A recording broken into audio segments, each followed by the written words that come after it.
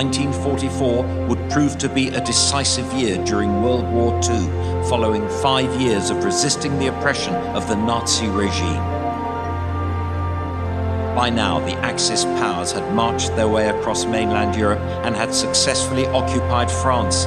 Under the orders of Adolf Hitler, the Atlantic Wall was well established. This comprised batteries, colossal guns, coastal defenses and fortifications, providing an almost impenetrable barrier between Britain and Europe.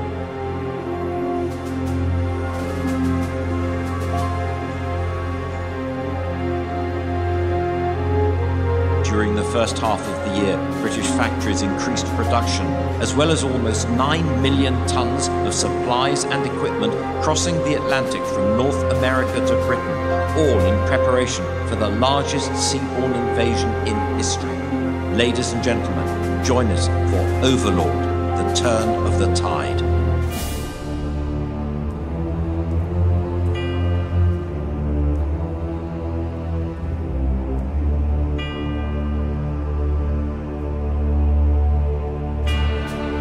Soldiers, sailors, and airmen of the Allied Expeditionary Force, you are about to embark upon the great crusade toward which we have striven these many months. The eyes of the world are upon you. The hopes and prayers of liberty-loving people everywhere march with you. In company with our brave allies and brothers in arms on other fronts, you will bring about the destruction of the German war machine, the elimination of Nazi tyranny over the oppressed peoples of Europe, and security for ourselves in a free world. Your task will not be an easy one. Your enemy is well trained, well equipped, and battle-hardened. He will fight savagely. But this is the year 1944. Much has happened since the Nazi triumphs of 1940-41. The United Nations have inflicted upon the Germans great defeat in open battle, man to man. Our air offensive has seriously reduced their strength in the air and their capacity to wage war on the ground. Our home fronts have given us an overwhelming superiority in weapons and munitions of war, and placed at our disposal great reserves of trained fighting men. The tide has turned. The free men of the world are marching together to victory. I have full confidence in your courage, devotion to duty, and skill in battle. We will accept nothing less than full victory.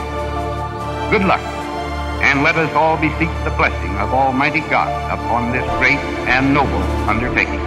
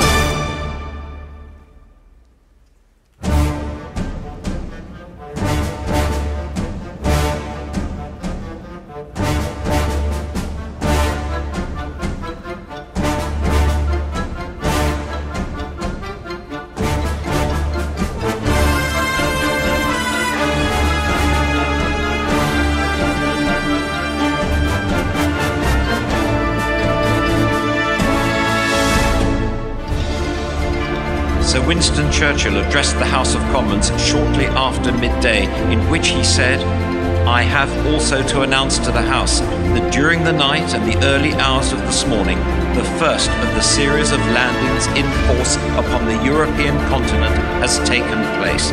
So far, the commanders who are engaged report that everything is proceeding according to plan." And what a plan!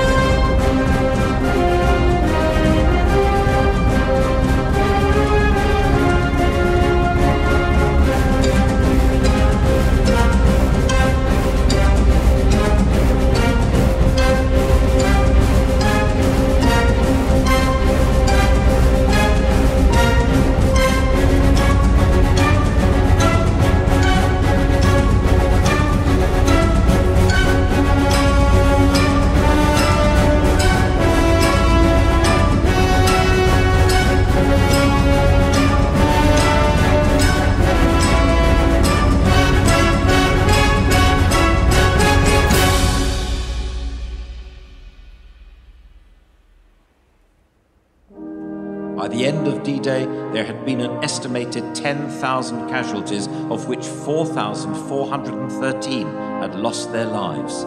At 9 p.m., His Royal Highness King George VI addressed the nation, in which he said, "At this moment, surely not one of us is too busy, too young, or too old to play a part in a nationwide, perchance a worldwide, vigil of prayer as the great crusade sets forth.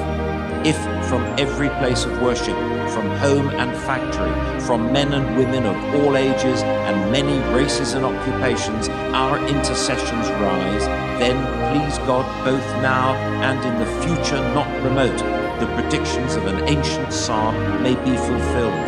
The Lord will give strength unto his people. The Lord will give his people the blessings of peace."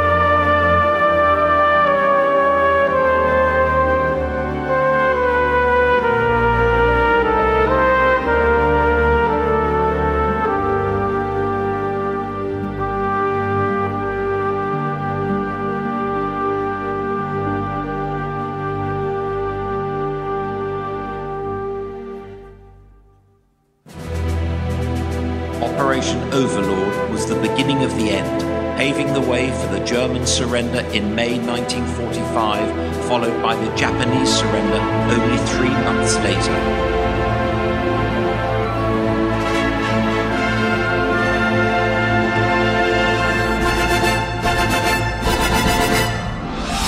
Nearly 6 years that had cost the lives of millions, had destroyed homes, families and cities, and brought huge suffering, the war in Europe had finally come to an end. Millions of people rejoiced in towns and cities across the world, marking the victory with street parties, dancing and singing. The heroic efforts and sacrifices made in the quest for peace and freedom will always be remembered.